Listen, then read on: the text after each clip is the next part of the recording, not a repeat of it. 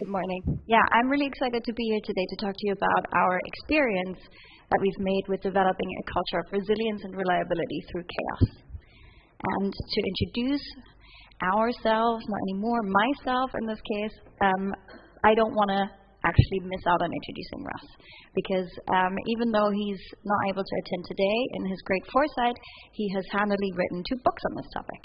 So if you are interested in chaos engineering at the end of this, do make sure to check them out. I unfortunately have not written any books about this topic yet, but I have practiced and experienced chaos engineering myself, and I from a background where I've always been very interested in the way people work and in the way software works when we are people who work within it. So a little bit about myself. I'm originally German. I came to the UK to study my degree because I needed to add philosophy to my degree because that sounded fun and because I love student loans apparently. And I have, within that, have a master's in philosophy now, and I want to basically apply that to my tech journey as much as I possibly can.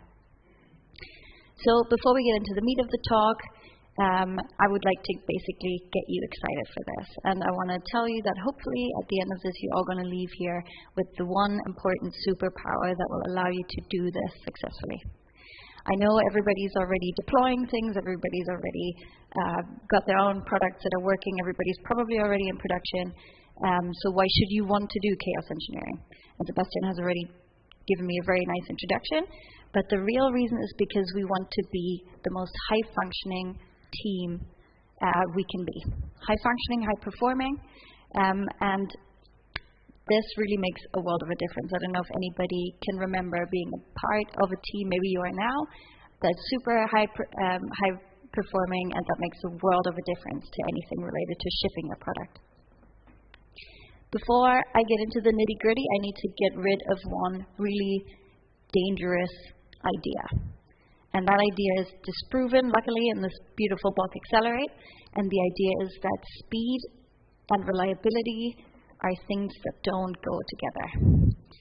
There's sometimes the notion that if you deploy fast, if you deploy quickly, you introduce a lot of change to the system, that is dangerous. That is not stable. So some organizations prefer to deploy, for example, monthly to production, if not yearly. And I'm here to convince you that that is actually not the way to go. So let's look at some data from that book. You can see 2 lines here. It's a little bit difficult to tell, but the top line is a little bit grayer, and that is the line that shows us what the high-performing teams are doing. The dark line at the bottom is the low-performing teams. So you can already see that high-performing teams have a much higher deployment frequency, especially lately. Now, that basically means something else. That means that change, the change lead rate, basically means how long it takes for a change to be deployed into production. Change lead rate, again, for the high performers, very low. We can push quickly, we can deploy quickly. For the low performers, you can see what kind of looks like a little bit of batching. So when we do things every month or every year, we introduce a whole new sets of changes to the system at once. So for example, there and there. Now, let's see what that means. Mean time to recovery. Mean time to recovery is a little bit self-explanatory. How long does it take for us to recover if something does go wrong? And again, here, the high performers at the bottom are very fast at this. This is measured in hours, and we can see that it's basically circling around 0. On the other hand, low performers take even longer now to recover from anything, because if you have to wait another month or another year for the next deployment, that change will be in your system until then. So what I'm trying to convince you of, and hopefully have now with some lovely data, is that speed and reliability go hand in hand. They're super important. If you imagine yourself on a path, having decided on a direction, and then you see the path kind of curving, you want to be able to adjust to that fast. You want to be able to say, oh, we walked a little bit too far to the left, I can adjust to that quickly. So now, why does it matter in terms of resilience and reliability? Before I dig into that a little bit deeper, I want to first of all talk about reliability and resilience. And I want to talk about it in the environment where it matters, and that's production. I always like to look at production as that one place where every assumption you have made is tested to its absolute maximum. So every single assumption you've made is tested by turbulence. This turbulence can be users. Most of the time it is users. It can be your integration partner that goes down. It could be a cloud provider that goes down. It could be that your data center is flooded. It could be whatever it wants to be. So reliability for us here now means, what does it look like to the consumer? It's a measurement of the consumer's experience within the system that you provide for them. It's basically the answer to the question, can they use your technology when they try to rely on that? And now resilience has a new definition, which I'd like to introduce here, and that is resilience is the investment that we make to ensure that our users are still experiencing a good user experience, even though there is turbulence. So the actual system itself could be on its knees, but as long as it looks like it's functioning and it is functioning for the customers, that is what resilience really means. So why am I talking about it? What do I really want to get to? What I want to get to is the one thing that you should really invest to make this happen and make this happen for a long time, and that is culture. Why culture? Culture to me is basically an amount of commonly held beliefs that we all act upon. We all believe the same thing, we all put on the same stream, and it puts us into a specific direction. And the beliefs in our cultures, they translate into action. So let's say the culture believes that deploying every month is a safe thing. We deploy every month so we know that at least we've tested everything, and then at that moment when we deploy it'll be safe because we've had that month to test. That most of the time doesn't really work out. And we've already seen from the data that deploying faster and being a little bit more speedy in that is actually beneficial here. So I want you to adapt a culture that believes in that change. Adjust your beliefs and now take full advantage of the fact that you can correct quickly, which allows you to do a whole lot of stuff, including correcting quickly to this beautiful thing we call incidents. Everybody has probably experienced an incident before, and everybody probably understands how it feels if you want to correct something like that quickly.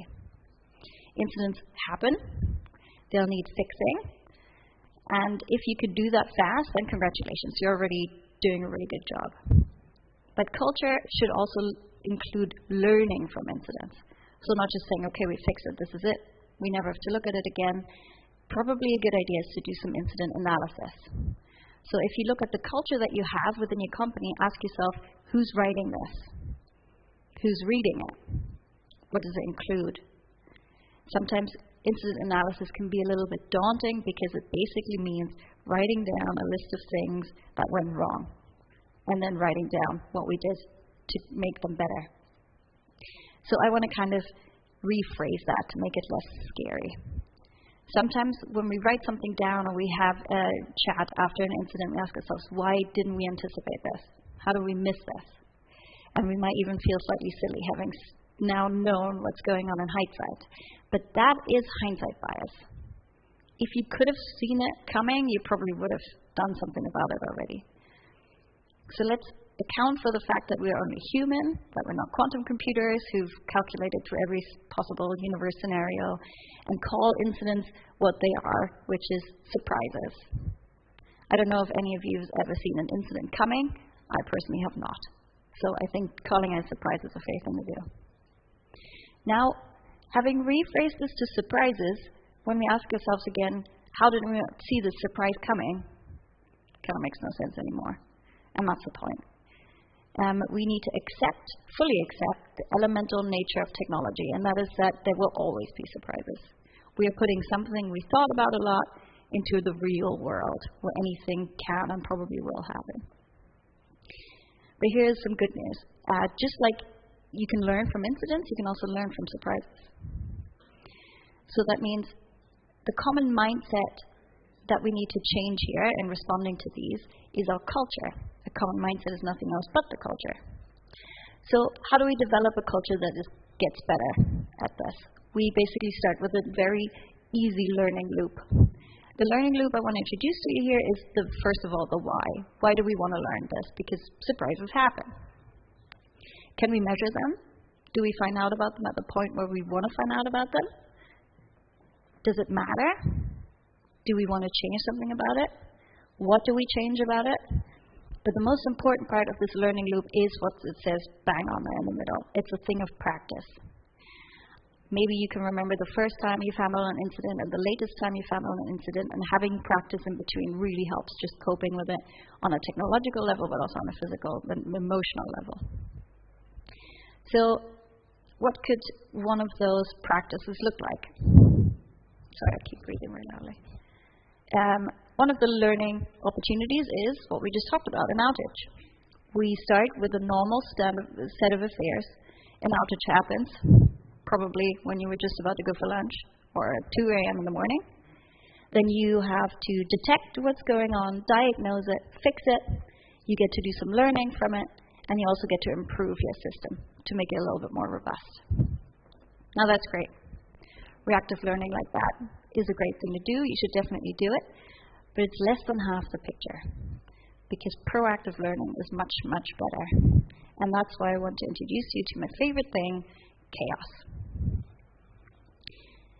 Chaos engineering is the discipline of experimenting on a system in order to build the confidence in the system's capability to withstand turbulent conditions in production. The key difference here is incidents choose you, and they choose when. But you get to choose chaos. When you let go of the hope that nothing will ever go wrong, you might as well just be your own chaos. And that could look like this. You have a normal situation, just as before. You get to decide when this happens. I want to just underline that very quickly. This can be something where we can make sure no one is about to leave for lunch, no one is woken up in the middle of the night. This can be a beautiful Friday afternoon. You have a game day or an automated chaos experiment. I'm going to talk about what that could look like in a minute. But from this exact same example, you can also learn detection, diagnosis, fixing. You have the same learning, and you can improve your system without an actual real-life incident. So let's look at the actual circle of what that will mean for you and your culture. You'll have a chaos experiment. You get to surface dark debt. And just to be clear, dark debt is debt that we cannot foresee. You're learning and improving, and you also get to test your system for chaos. And you get to continuously validate, okay, if we did this chaos exercise again, we probably would know how to handle it. So that's a type of incident that we know how to handle now. But you can even go one step further, and I would advise that you do, which is that you can chaos verify. You know the example that you've built, you remember what you did for your chaos experiment, and you can now code that into your pipeline to make sure that that dark debt doesn't creep back in. So every single code change will go through the same chaos experiment just to check that we've really solved it now. Now, it's really important to do this across the entire stack. If I were to suggest something, obviously, for applications, platforms, infrastructure, there's some automated experiments you can do. You can turn off the box, see what happens. You can tear down the VPN, see what happens. For people, practices, and processes, it's the most important to do game days. These are things that we can plan, as I said before. And it hasn't happened yet, but my ideal idea of a game day would be that you just send half of the office home. What happens then? I would like to be in the part that gets sent home. So what's the secret sauce of all of this? I've been talking a lot about how to do chaos engineering, how you can set it up, but there's one very key element to it that you need to have within your culture, and otherwise it won't make any sense. And that is something I like to call empathy.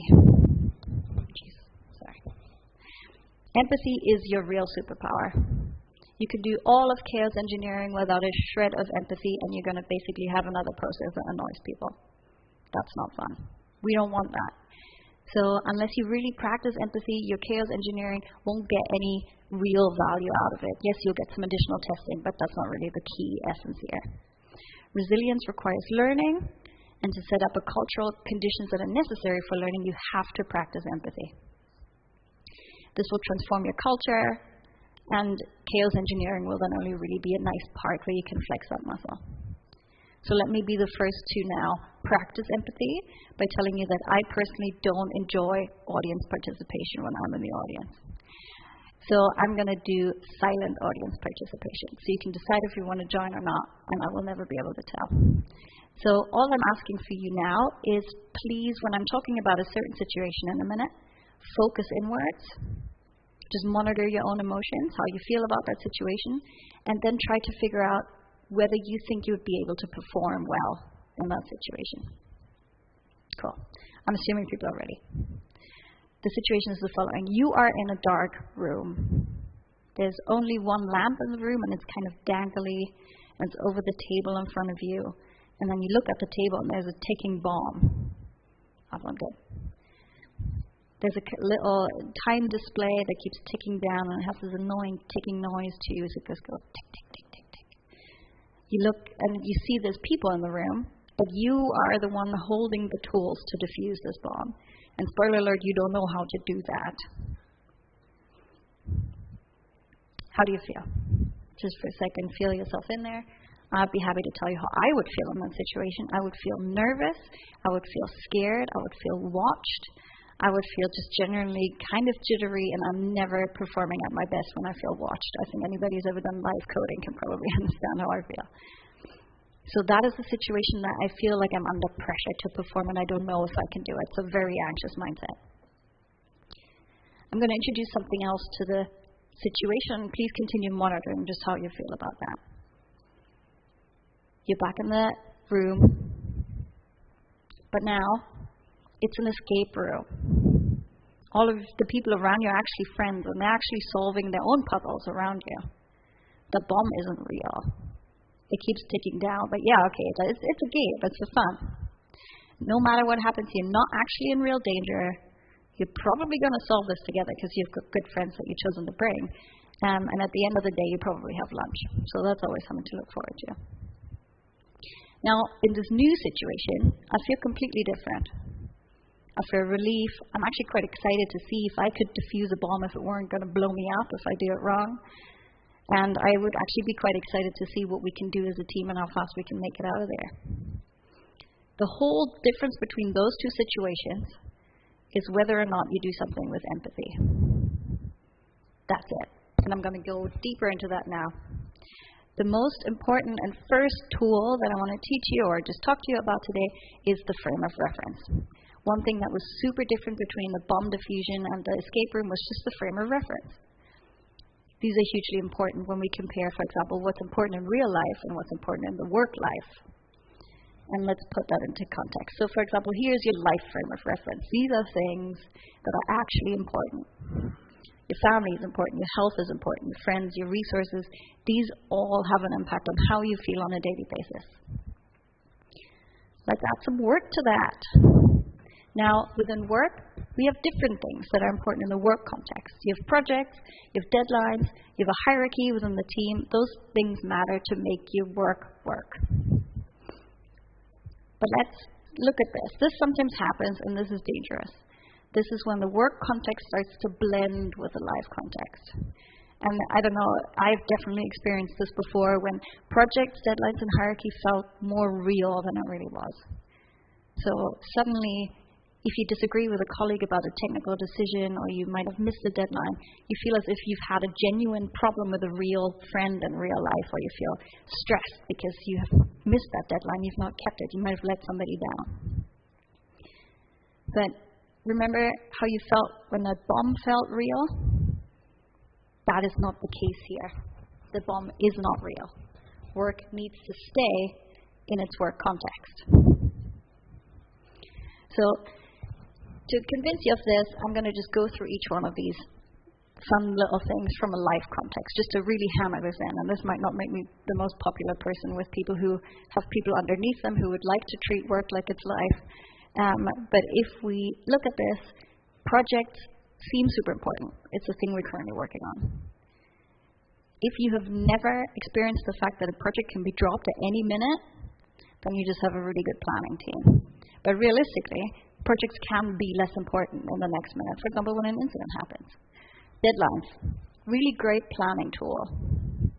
Not really a guillotine waiting to come down on you. Hierarchy, again, exists within the work context, is not real in real life.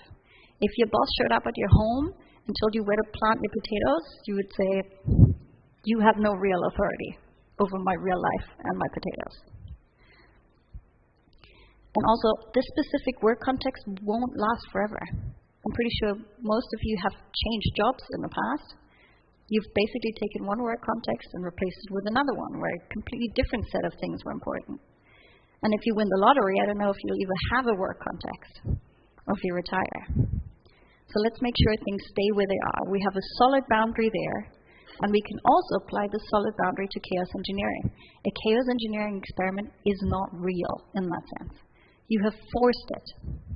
It's real in the sense of we have now got a great experience to try something new at work, and yes, it will impact our real performance, but it is not life real, just as much as a real incident isn't life real. So it shouldn't feel like something dooming over you. It should feel like an exciting opportunity to test your system, do it with some really great people, hopefully, that work alongside of you. So, so the importance here is no one looks forward to an incident, whenever it happens. But you can have people look forward to a chaos experiment. Here's my personal pro tip: give them food, give them free food. That always helps. But other than that, just remember, it is not real. It is real for your work context, it is real for your system, but it's just a great exercise for you as people. The next tool in the empathy toolbox is acceptance and improvement. We're back in the escape room, and we have all collectively decided we want to do a Sherlock Holmes-themed escape room. So if we now go in and get annoyed at the fact that there's a Sherlock Holmes-themed escape room, we've probably misunderstood the brief. Probably should have chosen a different escape room.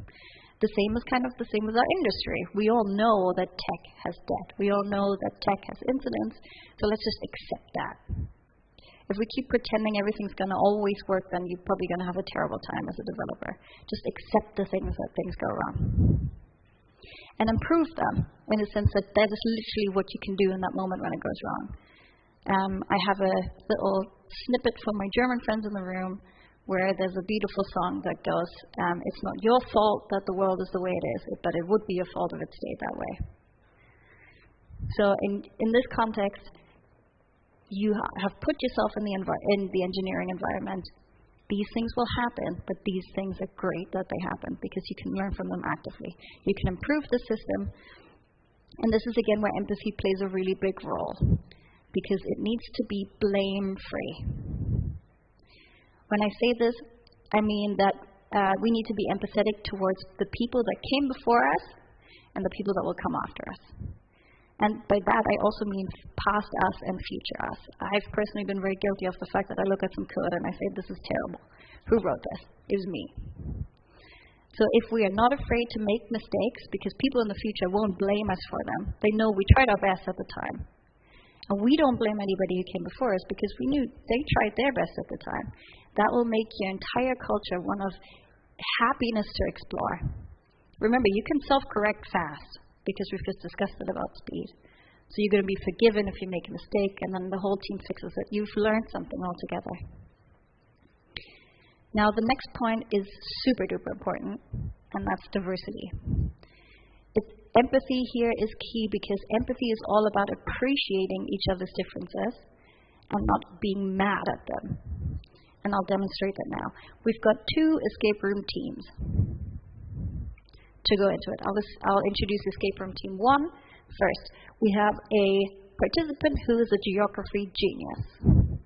This person is a domain level expert. They know everything about geography. They can sing all the countries in the world in alphabetical order. Team member number 2, another geography genius. We're perfectly prepped for a geography-themed escape room. All right. More geography geniuses, great. So if we have a geography-themed escape room, we're probably going to be fine. Let's look at the next team. Okay. Seemingly lots of these around. So we have another geography genius. But now, oops, we have someone new. This is the detail diver. This is a person who's really into getting into the nitty-gritty. They will look at every crevice of that room. They will check if under any sort of surface there's anything hidden. Then we have the big picture painter. This person steps back. They look at this whole room for what it is. They say, okay, maybe there's a connection to this. This detail that you found could be related to this. They basically connect the dots.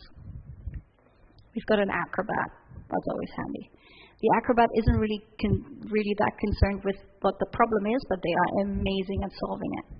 So imagine you have that stereotypical room with all the laser beams crossing around. You definitely want an acrobat on your team, or someone who has admin access to all the important things. The next one is the mood maker. This is the person that you always invite along because you know if you're in an escape room with this person, it's just going to be fun. You succeed or you fail, but it's going to be fun. This is a person that can sense tension, maybe cracks a joke, or maybe just reminds you that you're all in that escape room to have fun. You've paid at least £5 for this, so you're probably better off having fun. And this is a team member that is mostly underappreciated, but I want to highlight how important it is. This is the set of fresh eyes. They might not think that they're able to add that much, but they are the only person without any sort of prejudice about this room. This might be a friend who's never done an escape room before. So while the whole team might be overthinking it, this person might just go, can we just try turning that key? And at the end, that's probably what it was. So while the first team seems like a great choice for a geography-themed escape room, it's important to remember we won't ever have one type of problem over and over again. We'll have a whole set of problems. So if you diversify your team, not just in aspects of what their expertises are, but also in aspects of just experience, then you're going to have a team that is holistically able to cope with whatever gets thrown at it. And I'm talking about backgrounds, I'm talking about struggles, I'm talking about personal experiences. This is all some set of diversity that is going to come in important to your workplace and to any situation of an escape room/incident. Now, equality and inclusion is an empathetically important thing because I think everybody knows what it feels like to feel kind of out of the main group. And having assembled a great team now, we know that each individual team member is probably going to have a moment to shine. One escape room will probably highlight your capabilities at one point or the other. So it's now important to recognize that there's a sense of equality in applying this team to different situations, kind of leveling the playing field. So now imagine you are the only geography genius in your team, and you know you're going into a geography-themed escape room. The one thing that you're going to struggle with most is other people not feeling educated enough to add to the situation. A lot of people stay quiet because they don't want to sound silly. They don't want to ask stupid questions, or they generally just don't believe that they have anything to add. So what is important here is to be empathetic. Remember the last time you felt that way. There will be a topic of tech even that you will feel about that way too now. So what I would suggest is offer an introduction session. Before you do any sort of brainstorm with the team, offer an introduction where you bring everybody to the same level of context. And that will really help you simmer down to having people in the room who you only ask for their opinions. You've made sure that they know about it, the context, and now it's just about their opinions. And you're going to get such a great variety of opinions, you probably find the best solution to whatever you were looking for. And also, if you are not able to explain the problem to everybody else sufficiently, then you probably haven't really understood it. So that would be a good idea to then just circle back. It's important to do this in an inviting way. You'll always get more responses if you say, just in case anybody wants to learn about this some more, just remember the last time you felt a little bit outranked by other people, and then someone said, just in case you don't know this, I'm just going to explain it again. And the internal relief of, got it, I'm glad. So I don't have to ask about all the background. But this goes both ways. Sometimes you're the subject matter expert, sometimes you will be the novice. And it's really important to appreciate being the novice, because being the novice means you don't have any prejudice yet either. It means you have a great opportunity to learn something, to just expand your horizon, and it's a great opportunity to also remind yourself of what it feels like to be a novice for the next time you're the subject matter expert. So now, what I really want to talk to you about, and what I'm trying to get to, is that you can make your chaos fun with empathy. Empathy is now your new superpower. I've told you 4 tools that you can practice literally at any time, and that you can perfectly prepare your culture to do chaos engineering to a point where it's just as fun as an escape room. It's literally no difference. It's a scenario that isn't real in real life. You're going to go into it with some great people, and you're in it to find a solution that you all don't really know what it is yet. So whatever happens in the chaos experiment, in that escape room, you'll know better than you did before, and hopefully you'd also have some fun. And if your systems are more robust at the end as a result of that, that's a great side effect. Thanks a lot.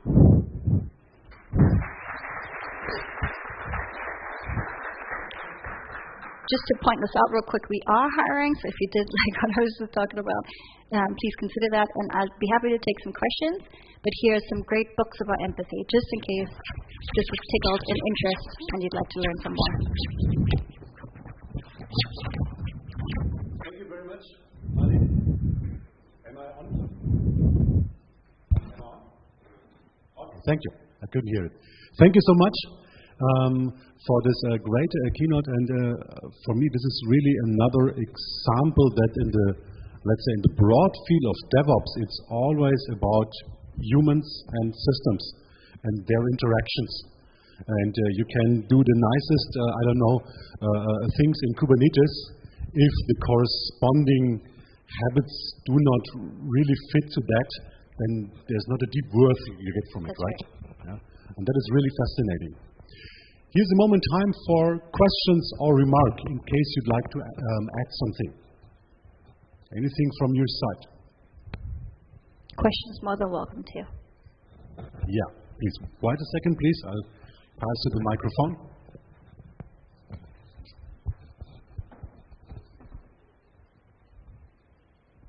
Perfect, thanks. Yeah, I had a question.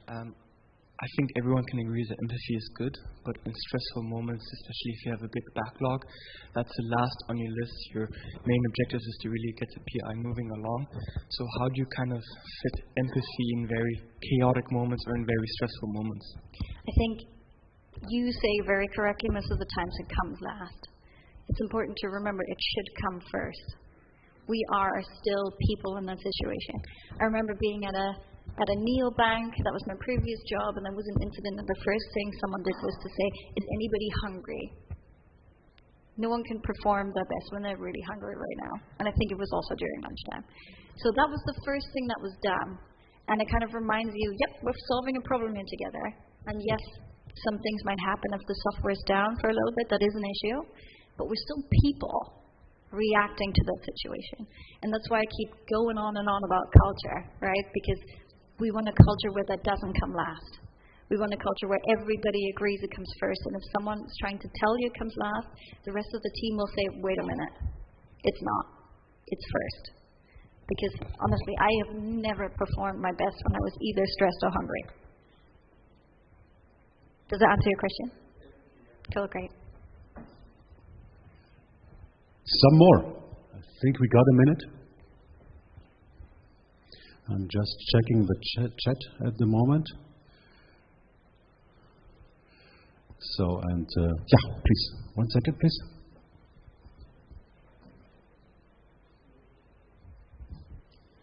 Thank you very much for a very interesting talk. Simple question. Can you have too much empathy? Is it an unqualified good? No, I don't think you can. I personally don't think you can, because I've never heard of empathy harming you.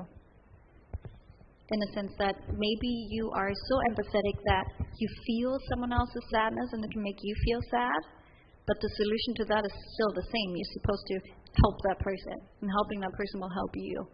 So I think empathy to me is just the closeness of two people and how you perceive that. And I don't think too much closeness in that sense is ever a problem, unless it stops you functioning, which that's where boundaries come in, but that's another talk. But I don't think so.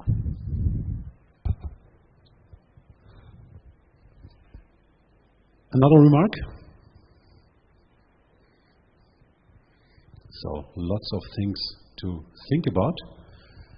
So then, having said that, and I'm also watching the chat, I'd like to say a big thank you for this great opening keynote, and please another loud applause for Malin Litwinski. Thank you very much.